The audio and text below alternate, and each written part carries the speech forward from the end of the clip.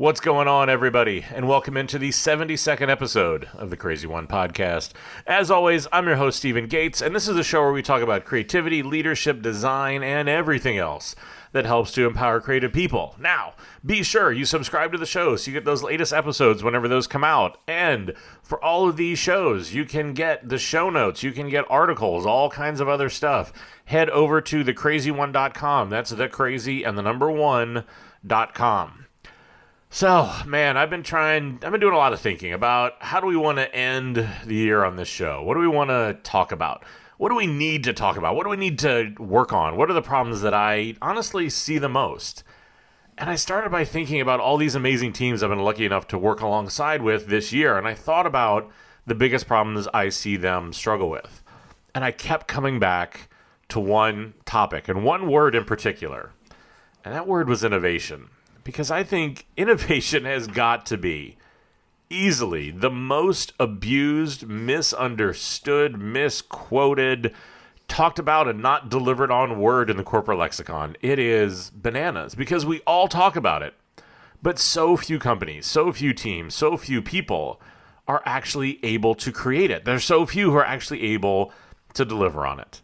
So in this episode, I want to look at, first off, why does innovation fail? Because I've seen lots of examples of this.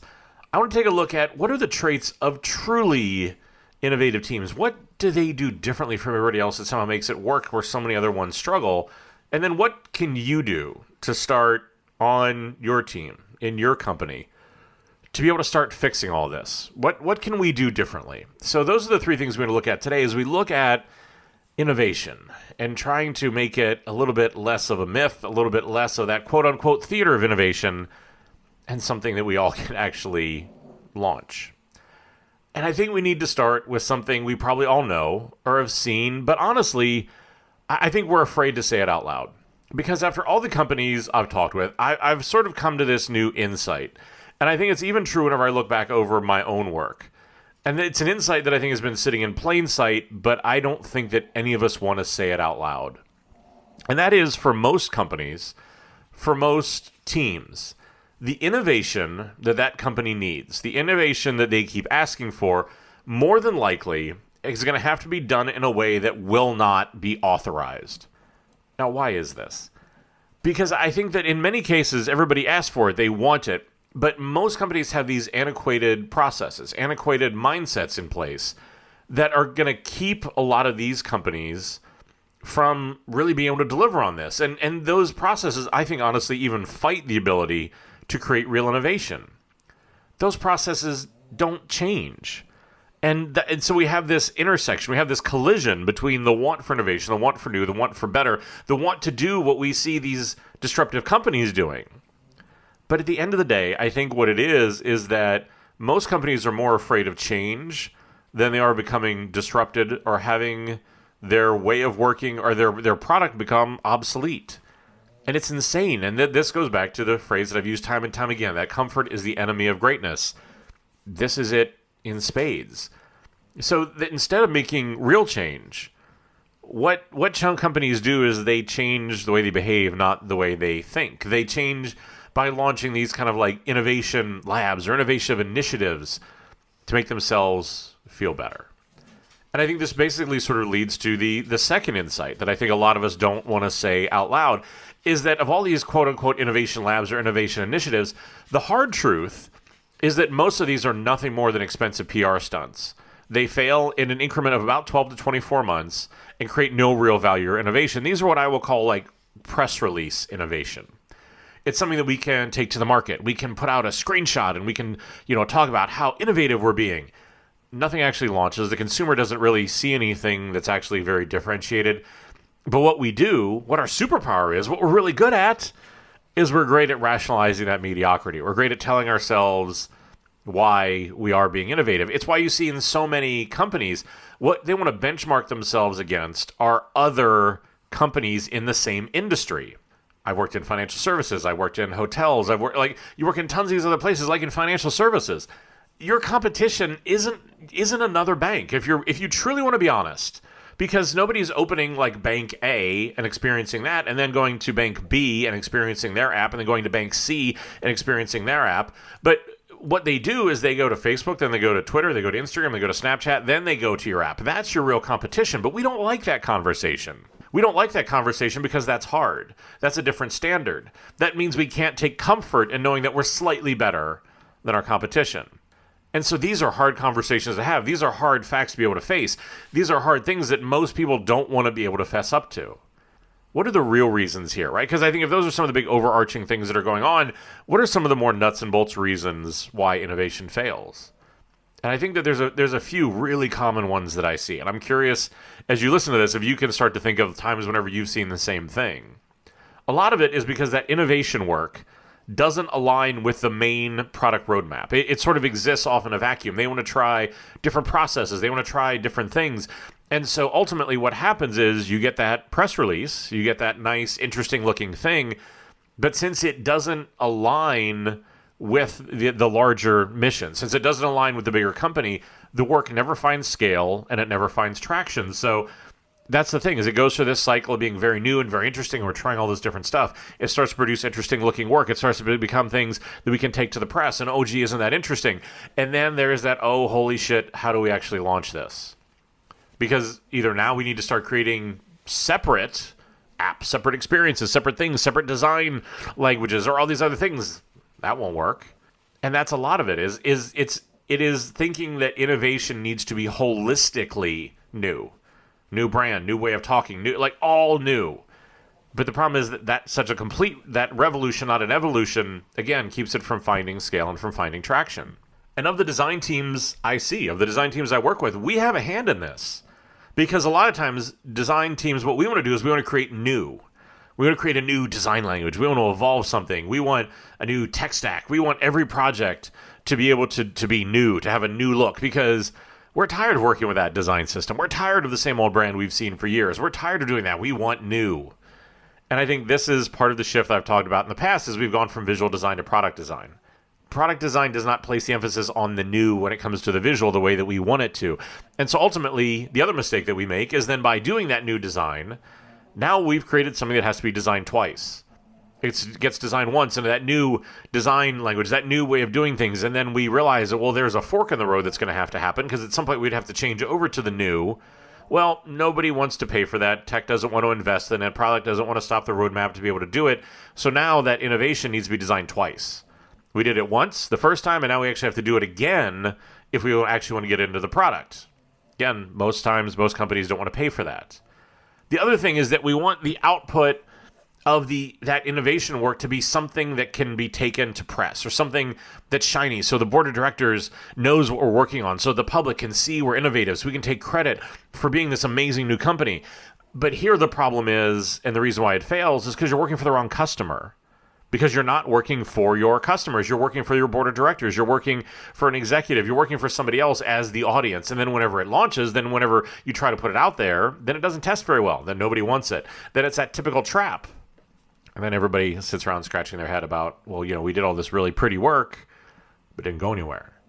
I think the other thing that I see is we have these innovation projects that never go anywhere. So that what happens is that the team, the talent, all these new people that you brought in, this new mindset, you brought in people from other industries and things like that. It's amazing how quickly unfulfilled inspiration can turn into frustration.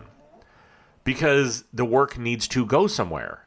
It needs to launch. It needs to be more than just a press release or a footnote or a blip or, a visual in a board deck. We want it to actually turn into something, not just become this constant mental exercise and mental gymnastics that doesn't go anywhere. So that the teams that work on it get very frustrated. They get very burnt out because you know that your work isn't really work. Again, it's just a press release. But ultimately, I think the biggest thing that I see is that so many of these innovation labs, so many of these innovation initiatives, they should be about learning, not failing, learning. And if you're going to learn, if you're going to look at how do we want to work with an agile methodology, how do we want to bring in design thinking or design sprints, if we want to look at how do we align teams differently, if we want to align how do we look at our requirements differently, like any host of these sort of things, that's all great. It's great to be able to go out and push the envelope. It's great to be able to innovate beyond the project in front of you. And we're going to talk about that more in a minute. But the thing is that you have to understand that this needs to have discipline. You have to have a way of passing that work or passing that learning back to the main organization, because If you don't, like, yes, every company needs that, as I have described with some of my work. You need to be the speedboat in front of the Queen Mary. You need to be the one that's out in front, trying things differently. You need to be the one that's pushing and evolving the organization. But if you don't have a way of passing it back, what goes from being innovation, what goes from being interest very quickly turns into resentment. Because people will say, well, look, why are they doing this work? It's not actually helping us in the main company. Why are they doing that work? It's not actually making the day-to-day experience any better. Hey, what are they actually producing? And that will continue to compound to, again, what starts as the press release, what starts as that interesting, shiny object. Those voices go from individual voices to a chorus, and the chorus turns into lack of funding, lack of direction, lack of focus, and then all of a sudden, we're just saying, well, look, this was interesting, but it's 2 years later, 3 years later, we still have the same company. We still have the same problems. We learned all this stuff. We don't know how to apply it. They did this stuff in a way that was so completely disconnected. We have no idea of how to be able to bring it back. And so as a result, that chorus crushes that team. They go away, and usually about 12 to 18 months later, there's enough of an upswell. We need to be more innovative, blah, blah, cycle repeats. But as a result of these problems, I've also seen that this is a byproduct of this, is that you start to see this sort of backlash against everything from innovation to creative methodologies like design thinking.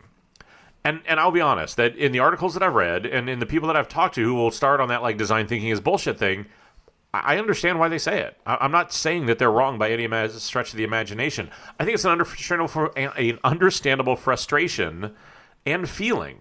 But whenever you sit down and looked at their process to see the methodology, you would see that really wasn't the problem.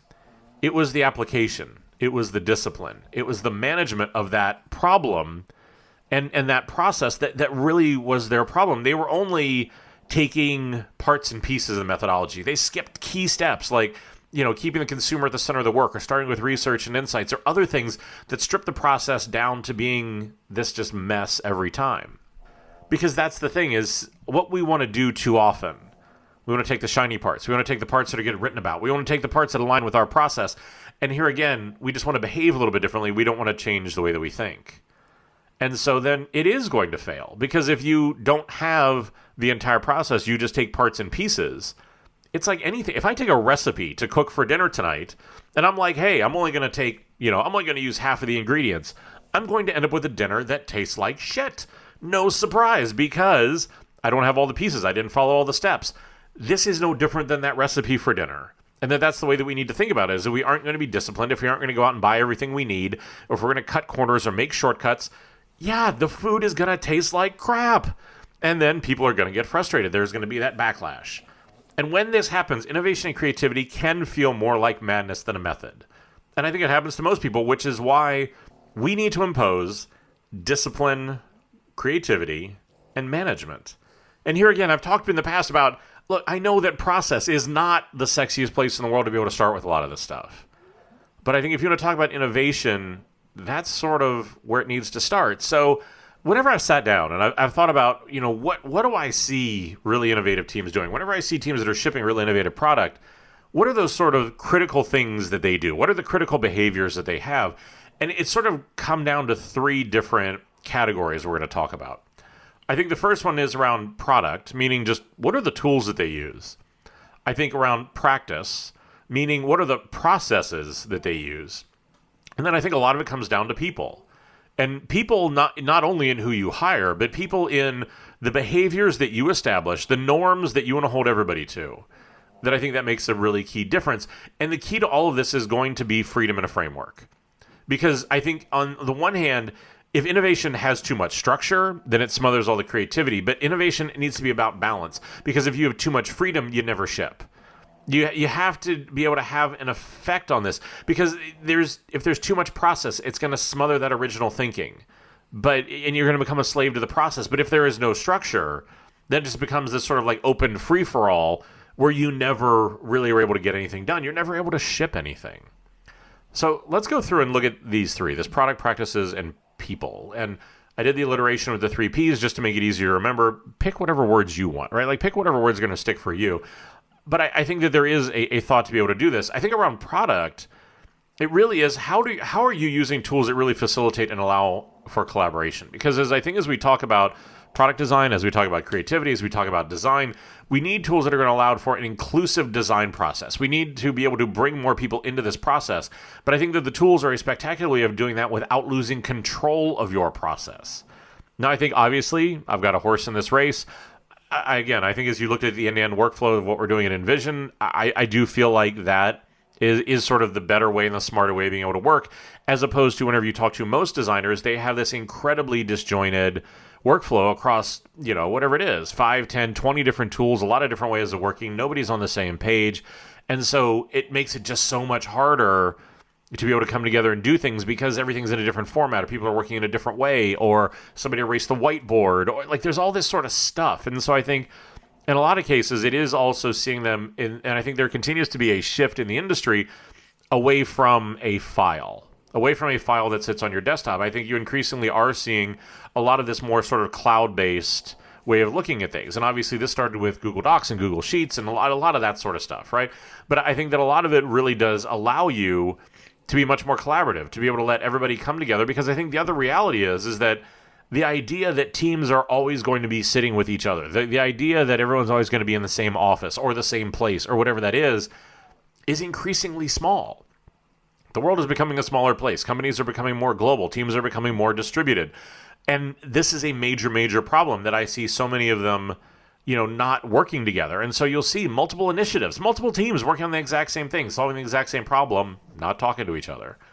These are real problems. And I think this is why really holistically looking at how do you start to invest in cloud tools. And I would tell you to go back, listen to the episode I did on remote work.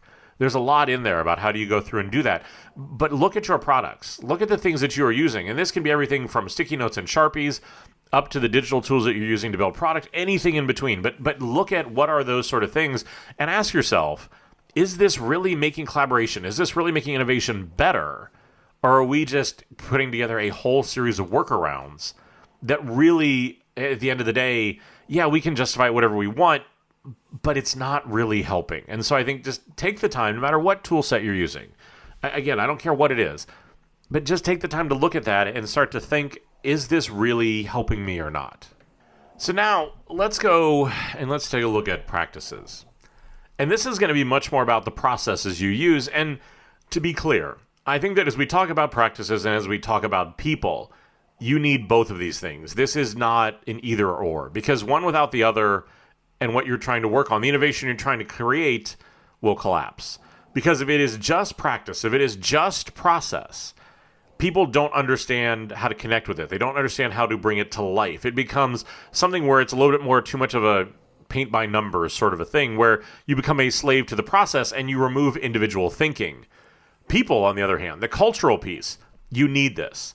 But here again, if all I have is culture without any structure, without any way of doing things, then that also becomes a problem, because there isn't a consistent way for me able to do this. There isn't a way for me to be able to time box things, to be able to put, an understanding of what does success look like. So you're going to need to work on both of these. You need to work on the practices and the people. One or the other, not going to work.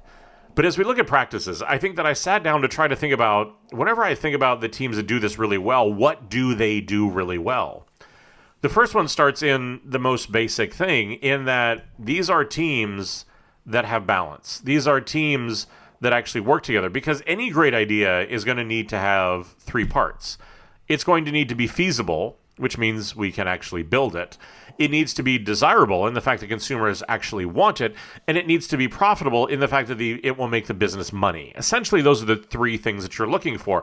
Now, as we look at the three teams that normally work on product work, you have technology. They are very easily the leader on the feasibility part of that equation. You have desirability, which is consumers want it. That is usually then led by the design team. And on profitability, is it something that will actually make us money? Is it going to be beneficial to the business? That's usually product's role. So the thing that you're going to need is to make sure that there is a balance and that there is an inclusion between your tech, design, and product teams. Often, what I will see, and I see this in agencies, I see this in internal teams, is that one of those is dominant. There is not a balance. If it is tech-led, what happens is that then you get the other two teams, product and design, will only go through and they will only design, or they'll only scope out what they think tech can build. If it is design-led, it tends to be very consumer-heavy, but whether or not it moves the needle on product or whether or not it's something that can be built, becomes a problem. And if it's product-led, where it's just business-led, then you end up with things that either consumers don't want, can't be built, or something like that. So this needs to be a balance between the three of them. Common problems here are going to be your tech team needs to be a part of this entire process. They may be resistant to this, they may not like this, but this is something that they need to be a part of. And I think that a lot of this is not an unwillingness on their part. Let's not overly villainize them for that. I think it's just simply something they're not used to. They're simply used to a construct where you come in, tell them what it is they need to create, and they go do that. So it's just a different mental model. Product. Whenever you work with your product team, product needs to understand that your requirements should not be written in stone. Just because they come down and say, this is what it needs to do, that's great as a starting point. Be able to look at that, vet it, validate it, have a conversation around it. And then finally, design needs to understand that everyone needs to be involved in this process. Creativity is a team sport. Gone are the days of us sitting in the corner, wearing a beret, doing a watercolor of our spirit animal, telling everybody else how they don't understand. That's not the business reality. And I still see tons of comments on social media and things like that about how much better this process would be if these other teams just weren't a part of the process. It is an arrogance that we can no longer afford. Because for us, those other teams, those product teams, those tech teams also dictate our success. Because if the tech team isn't part of the process, if they don't actually come in to be able to do this sort of stuff, then our work doesn't look right whenever it goes out. If product isn't a part of this, then hey, guess what? We don't get funding. We don't get new projects. We don't get new headcount. We don't get those things that allow us to actually continue to do the work that we want. So that sort of arrogance is lethal. And it's something that we've got to be able to stop and get over. But balance. It's something that we need to look at about how do we achieve this balance. And if you don't have balance on your team, this may be some place where you need to have a little bit of vulnerability. You may need to go to those and say, look, how do we come together to solve this? Because just like in any balance, in any relationship, it's not about who's right. This is not about which team is right. Because I think that's the other thing that I will see is that a lot of these teams, it's about who's right. And it leads to my next point, which is that there's not a clear source of truth to their work. Which one of those teams is right is not a source of truth. Source of truths are things like consumers or data. Your opinion is not a source of truth. It can be a source of inspiration, not a source of truth. Because again, a lot of people will say, oh, I'm the customer, I'm empathetic. I will say this till I am blue in the face. At the moment, whenever you start to work on the product, you lose the complete ability to be empathetic, to be completely detached and be objective about your opinion. You need data. You need feedback. This needs to be a part of your work, and you need to do it throughout the entire process. I'm not going to dictate how it is you do that. Could it be you talk to consumers all the time? Sure. Could it be you do research all the time? Sure. Can you use data as a starting point, as a source of truth to be able to do that in your work? Sure. But the thing is that you need a clear and repeatable source of truth that is not one opinion of one team versus another. That will crush innovation every single time. Because the other part in all this that we don't want to really talk about too much, great ideas are fragile. They doesn't take a whole lot to be able to get them to go away. So again, what we need to do is we need to actually go in and to have these sources of truth that will let them live and let them give them a fighting chance. But a lot of that also is then, again, we need to look at what's wrong with so many of these processes. We need to rethink metrics. We need to rethink KPIs, new ventures, new ideas, new initiatives. So many times I see them struggle because they're judged by the same metrics and use the same evaluation criteria and activities that the business has used for decades. If you want to do something different, if you want to think differently, again, yesterday's thinking is not going to solve tomorrow's problem. So again, we need to actually go back and have this be a part of the conversation because so often if this new innovative work, if this new way of working is going to be brought back and be able to be judged in the same way, it's not going to work. And so again, this is why there has to be a way to evolve not only the work, evolve the company, evolve the process, evolve the thinking, so that again, you can pass that back. We can try out these new KPIs, try out these new metrics to work on new ways of working. Because so much of this is going to come down to our ability to look beyond the project in front of us. So much innovation gets crushed because teams will just simply say, we were told to go from A to B. And when we get to B, we're going to stop. They don't look beyond it. They think, they innovate, they design, they work just as far as the next project in front of them. And that's a huge issue. You need to pick your head up. You need to have a slightly longer view. I've talked about this in other episodes about North Star thinking, the ability to say, look, where do we want to be in 2 years, 1 year, 6 months, 1 month? What are we doing today? So there's an alignment, so that there's a vision, so that there's a way that we know what we're going to work towards. And also because in most companies, hate to break it to you, you're not going to be able to boil the ocean. You can't launch some big new innovative product, some big new innovative experience all at once. The Big Bang thing doesn't work most of the time. So we need to be more thoughtful about this and look beyond the project in front of us so that as we go through quarter after quarter, as we go through roadmap after roadmap and things like that, we're aligned and moving towards something. Without that, then innovation, design, product, all this turns into this sort of happenstance collection of different things that are just sort of muddled together. But I think that's what I see great teams do, is they're able to look down the road to be able to see what's coming, to understand what they're working towards. And a lot of this, I think also goes back to whenever we look at where we're at as an industry. We went through an era of just wild creativity where we could design anything that we wanted to because we could. We then overcorrected with the influx of data and metrics and KPIs to be able to put discipline and business results around that. But I think we overcorrected. Too many companies have gone data blind. Again, go back and listen to the entire episode about how do you work with data and creativity. That was done for a reason. But a lot of great teams, what they also do is they're able to balance data and research with creativity. The two need each other. If you think, I just want to design whatever it is I need to design, you're wrong. If you think the data alone is going to give us the answers and tell us what we need to do, you're wrong. You need both. You need the ability to be grounded in facts, in figures, in certainty. But again, we need to be able to look, and if we want to create differentiation and real innovation, then we need to be able to balance those sort of things and be able to interpolate that into doing something different. And I think that in a lot of cases, what we're talking about here is that difference between learning and failure. Because teams that I work with who really understand what they do, they know how to keep learning from turning into failure. The two really are the exact same, right? Like failing should be, it's only a failure if you don't learn from it. Okay, there's that word learning. Because I think in a lot of cases, if you say, look, we're going to do controlled experiments, we're going to do this in small ways, we're going to do this in thoughtful ways, we're going to do things so that we can learn, we can go through, we're going to test out the boundary of an idea, we want to see what do people actually want, then we're going to start to look at how does that idea and that concept come to life, then we want to start to look at how do we develop it so that it's something that actually starts to take shape and form, and then we can ultimately, lastly, test the design. That's all learning. Failing is, hey, we're going to go through that whole process and we're not showing it to everybody till the end. And then it's either going to go really well or really badly with not much in the middle. That's when failure happens.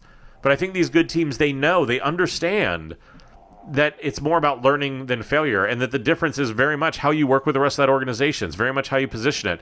It's very much coming down to, here again, the processes that we use to be able to make sure that it is a learning and iterative cycle and that it is expected that this is going to happen. And I think a lot of that goes back to this build to think mentality. Not build to launch. Build to launch is we're going to do all this, we're going to test at the end. Build to think means as we go through, we're going to continue to prototype. We're going to continue to put it in front of consumers. We're going to continue to refine. We're going to continue to do that sort of thing, as opposed to creating these big monolithic documents and big monolithic ways of working. And what we want to do is to make it smaller. Make it more of experimentation. Make it something we're going to be able to learn from that. Like, again, the work that we did at Starwood with Apple Watch, with mobile check-in, that was what we changed. Instead of launching these big projects to 1,000 hotels, we launched that one to 2. Then we went to 10. Then we went to 50. Then we went to scale. Because that allowed us to be able to build to think, to be able to look at all those different ways and all those things we weren't thinking about and saying, hey, look, that stuff matters. A lot of this really comes down to a clear process for how this work is going to also then be integrated into the roadmap. How is it going to come back? How are we going to go out and say we want to learn this? Go out, great, do the experimentation, learn that, find the insight, find the execution, whatever that is, and then have a way of integrating that back into the main body of work so that everything gets better. Because here again, if innovation exists just in a vacuum, it's going to fail. If it's just all practice without people and without adoption, it's going to fail. So again, I think that's the most important part of this for me, is to be able to do all this stuff. But to be clear about what is the positioning between innovation and the main line of work, how do the two influence each other, and what is the plan to be able to learn? Because if not, welcome back to the PR stunt. Welcome back to just that one-off thing that you're going to find interesting. Gee, isn't that great? I can put it in my portfolio, and it's never going to launch, and it's not going to make any difference in the business. And again, everybody's going to go oh, that's great. But yeah, it didn't really do anything. Now from there, we want to move on to people. And, people, it's the best possibility, most frustrating part of what this can be. But this is really looking at what are the behaviors, what are the norms that you want to establish? Because I think that there are certain ways of behaving, certain ways of thinking that I see really successful teams adopting. And some of these, I think we all want to aspire to. Very few do I see teams actually execute on. Like, one of the first ones for me is that these teams will embrace learning, but there is no tolerance for failure or for incompetence. That it is something where, as you look at your own team, as you look at the ability for what is it they're going to do, there is a certain level of almost brutality. And that's a word I'm going to use in a few different places as we talk about people. But I think it really is saying, look, we are all here to learn. We are all here to get better. But again, if we don't learn from it, if we do things like that, if it is a failure, if we do something stupid, that's not okay. And now this comes down to leadership, and it comes down to everybody on the team to make sure that this is understood. Because I've said this in the past, and I think this is where it really applies. The first time it's a mistake, the second time it's a choice. The first time, learn from it. The first time, you didn't know any better. The first time, yeah, you can say, look, I didn't know, and now I know not to do that again. The second time is a failure. The second time is incompetence. The second time you need to answer for that because you did know better. Because you did know that that isn't what you're supposed to do. And you did it anyway. So, but the ability to actually confront that really becomes something that I think becomes really important. But there's a certain level of holding each other accountable for these things. It doesn't mean that you always have the answer. It doesn't mean that you're going through and you're always saying, like, it's not about being an asshole, right? Because I think too many leaders take it that way, right? Like, what I need to do, I need to be in charge, and you have a job because I say so. Nobody wants to work for that asshole. Nobody. What you want to do is you want to be able to work with other people who will hold each other accountable. You want to work with other people where this stuff matters. And I think a lot of that comes down to, again, the behaviors you set. Because, again, the thing I see with so many of the best teams, they're respectful, and they are confident, but they are brutally candid. We've talked in past episodes about why I use the word candid and not honest. I think honest is more of a moral judgment. Candid is more about the ability to be transparent and to be truthful. Because that's the thing. You will not do your best work if you cannot be honest about what you think. You will not do your best work. You will not create real partnerships that generate trust. Because that is going to be the byproduct of you can have all the practices and all the process in the world.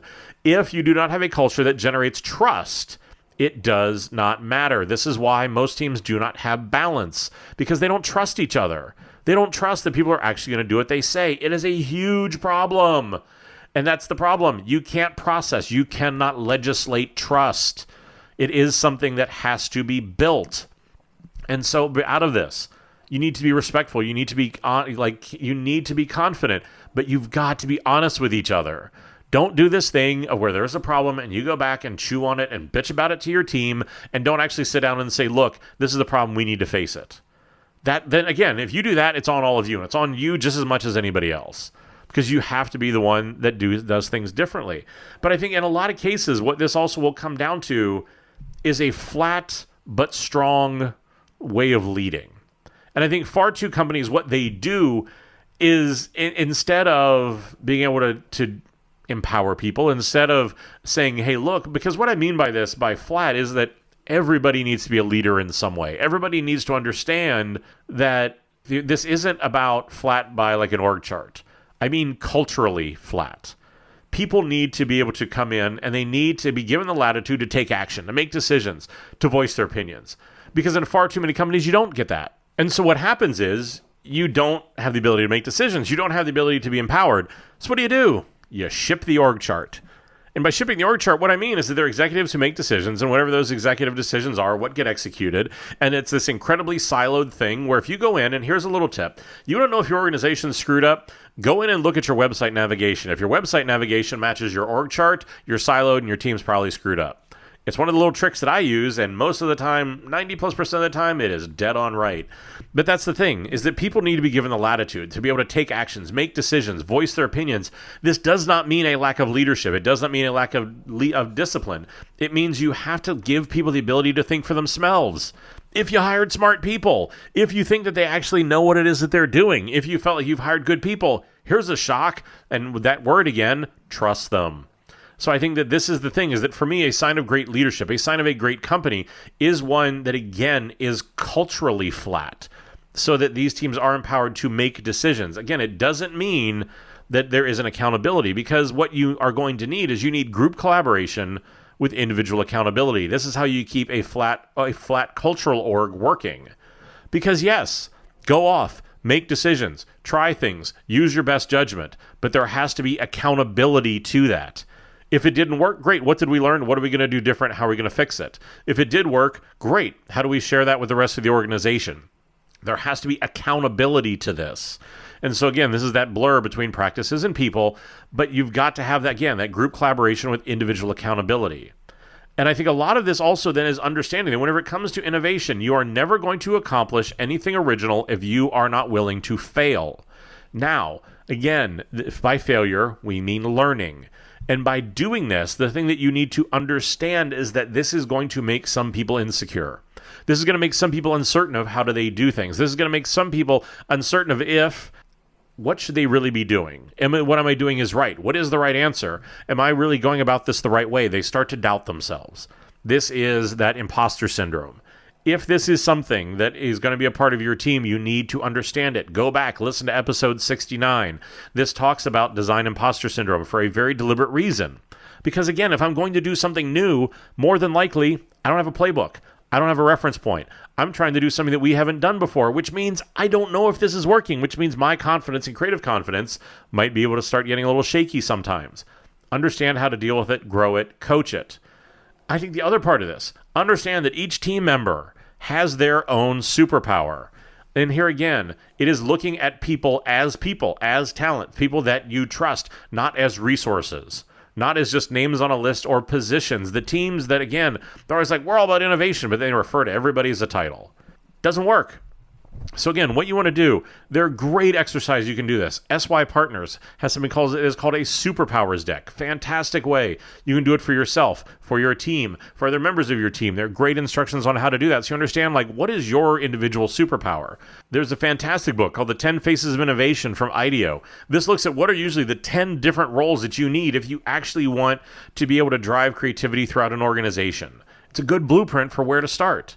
But that's a lot of these sort of things is that, yes, there are these behaviors. But the biggest ones that I think you're going to need to fight in your organization, that I see companies that do this well, are the two things that I see in companies who don't do it well.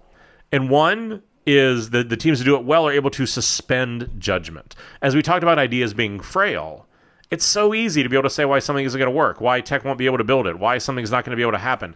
Anything like that. Well, that's a huge problem. So you need to be able to suspend judgment. And the other part of it is the teams who do this really well actively listen to each other.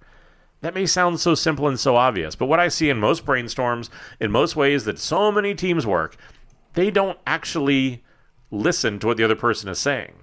What they listen for is the silence, because the silence is that moment where they can interject what they want to say. It's the moment where they can interject what their idea is.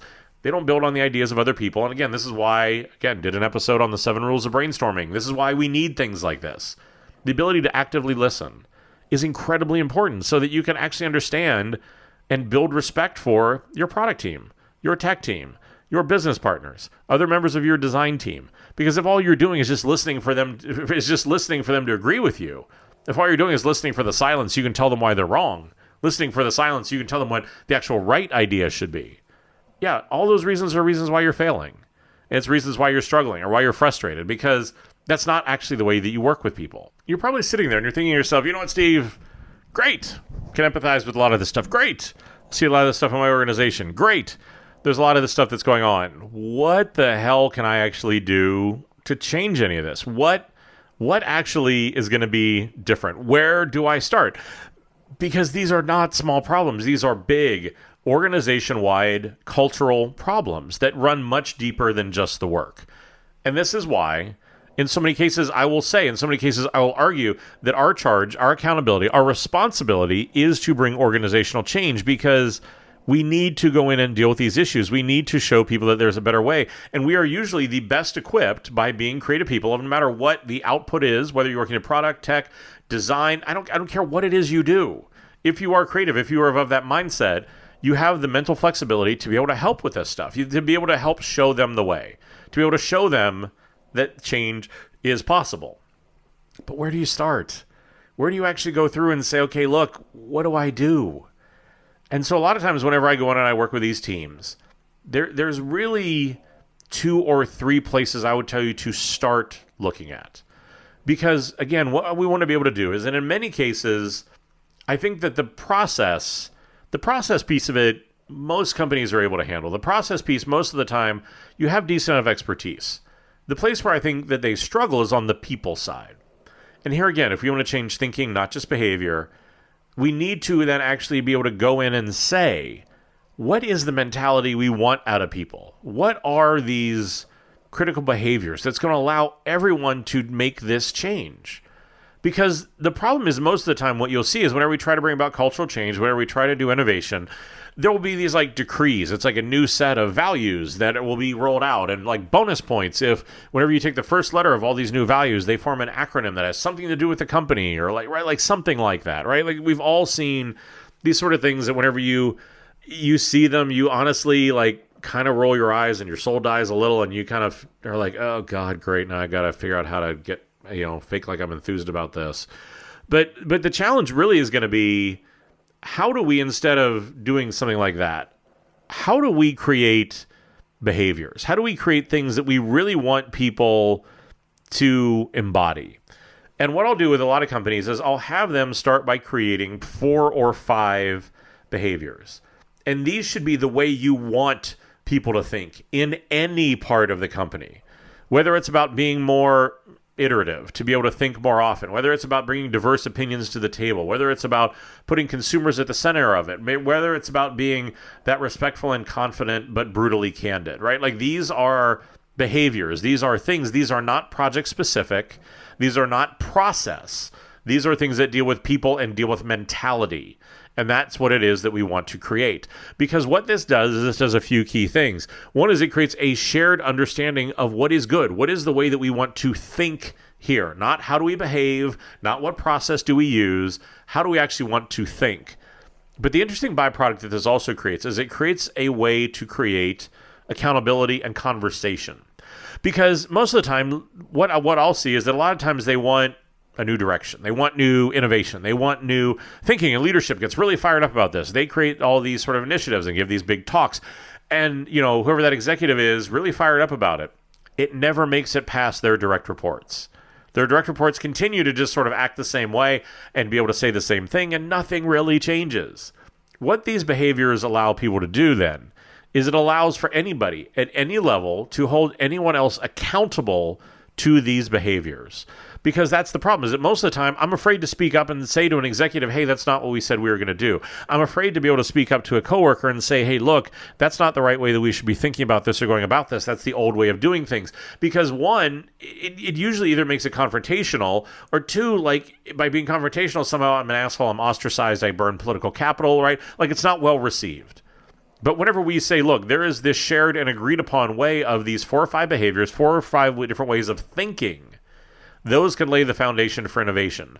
Because too many people in this case, and I think this is why I'm ending with people, innovation is about the people. It's about the process. The product, the work is then a byproduct. It's a result. You can't start with the work and then try to work backwards. If you say, oh, we're going to be really innovative, and then again, that's what leads to this press release innovation. Because yeah, we went out, we did this interesting work. We did something that looked really pretty. Didn't really go anywhere, didn't really change the company, because that's the thing. We just wanted to concentrate on the work. But you need to go through and you need to look at the people piece. You need to look at the cultural piece. You need to look at the thinking piece so that, again, this doesn't become this one-off accident. It doesn't become this one-off thing. It can become a sustainable part of what it is you do. And a lot of this is also then creating the space. Create the time to think about and discuss that road ahead. We talked about that. Teams usually run from project to project, from fire to fire, with these day-to-day small problems, leaving the big things unsolved. Create specific meetings where you can actually discuss where you want to go with the work. Create these meetings where there are opportunities, and then you can assign people to start exploring what comes out of there. Because that's the thing. Most teams don't leave any time to actually be able to think or discuss what it is they want to do, and then it's all some sort of big mystery about why are we just this slave to a roadmap. Think about it. Be deliberate. But I think a lot of it also is to sit down and think about inside of your company, because this is why they're going to write books on innovation, creativity, leadership, all this other stuff until the cows come home. Every company is different. Every team is different. Every person is different. There's not a magic bullet to any of this. But what you need to do is you need to sit down and actually think about what are the cultural barriers and biases that you have in your company? What are the pink elephants that are sitting in plain sight? What are those places where, you know what, you refer to people by titles, not by name? What are the places where, again, everyone just simply waits for the executive to speak and then aligns behind what their thinking is? What are the places where, again, what we want to do is that we're so quick to judge that we crush any good ideas before they actually come out the door? Look at what those are. Take time. Don't just do it in an hour, like take days, weeks, whatever it is, but to think about what are those barriers and biases that exist in your organization? Because those are the things that are stopping creativity. Those are the things that are going to stop innovation more than anything else. You can do all the work in the world, but those biases and barriers will be the things that are going to keep it from going out the door. Because that's the thing that's with this that I think a lot of people don't want the answer to be. They don't want it to be that great teams and great innovation is born out of trust. They don't want it to be that it's born out of a shift in thinking, not just in behavior. Because these are hard to quantify. They're hard to be able to work on. They're hard to be able to do at scale. But that's what really makes a difference. And I think the companies that you look at, the ones that you feel like do produce the best product, I will almost guarantee you that if you look under the hood, those are the things that they do well. Those are the things, even if it's just in one area of a company, but they're able to do that. They're able to build trust, they're able to build communication, they're able to build balance, they're able to build a lot of these concepts, and then the work is a result of that. You don't just say, hey, look, we're going to do innovative work, and then everything else somehow will find a way of changing. It's naive, and it just doesn't work. But that's the thing. Think about those concepts, because I think that's where real innovation, that's where innovation with a capital I gets done and actually gets launched. Because if you're able to do that, but it's going to be up to you. Sit down, look at that stuff, think about it, and understand, well, how does this actually go on, and what are those barriers that you need to start with? Then the work will come. The innovation will come behind that. Hopefully, this has been useful. Hopefully, you've gotten some insight into this. I know it's going to be a big hill to get up and it'll be a big thing to climb through. But trust me, you can do this. But start in these smaller ways, these more sustainable ways where you can start to drive change. If you think this show has been any bit helpful, please take a minute, go to your favorite podcast platform, leave a review. While you're there, make sure you subscribe so you get the latest episodes whenever those come out. As always, you can find all of the show notes to be able to do this, related articles. I'll list the books that I talked about, all this other stuff. Head over to the Crazy One, that's thecrazy and the number1.com. You can look at all the different episodes there. Look, follow me on any social media channel, like the show on Facebook. You can get updates, ask questions. I'm always available to anybody who wants to be able to do that and be out there. As always, everybody in legal wants me to remind you that the views here are just my own. They don't represent any of my current or my former employers. These are just my own thoughts. Hopefully, the two pugs snoring under my desk haven't been too bad. I know people have mentioned that you can hear them. They seem to be in really rare form today. I guess they're worn out from the holidays or something, so they're sawing logs down there. But finally, I say it every time because I mean it every time, but thank you for your time. I know that time is truly the only real luxury that any of us have. I'm always incredibly humbled that you want to spend any of it with me. So until next time, go out there, start to work on real innovation that actually ships, that can actually make things different. And all the while you do it, remember, stay crazy.